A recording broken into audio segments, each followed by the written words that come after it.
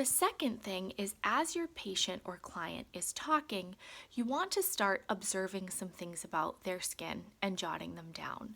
So it may be that you notice they have inflammatory acne, or you may notice that their skin is very aging and you can see fine lines developing, or you can see that they probably have rosacea, even though it's outside of our scope of practice to diagnose. So, really, kind of taking a mental assessment before you actually get into their skin analysis.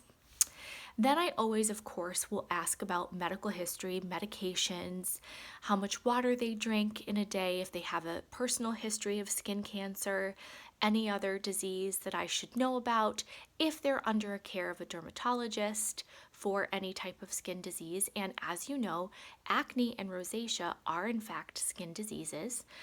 So we help to treat them and we help to manage them. But there is, no cure for acne or rosacea. It's a chronic condition that you manage with treatment and with topicals and with caring for the skin properly.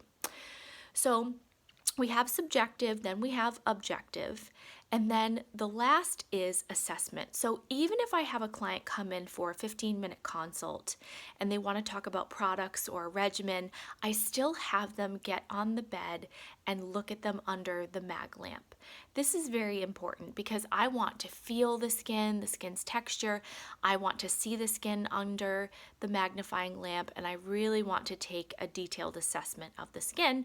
And so assessing their skin type, their skin condition, and then lastly, asking them about what products they're using on their skin. I think this is a really, really important part of the consult because if they tell you that they're using products that you know may be irritating, or if they're on very strong topicals, this is going to affect the last thing, which is your treatment plan. So you want to think of the acronym SOAP, S-O-A-P. So subjective, assessment, subjective, objective, assessment, and then plan.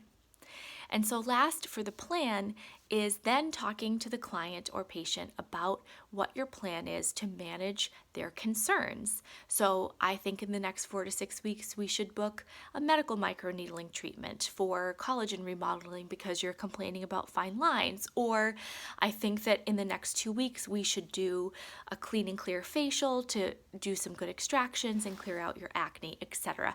You get the idea. You're an amazing esthetician, and I know that you are great at what you do, and it's been a pleasure to share my little tips for you for the art of the consult. Have a beautiful day.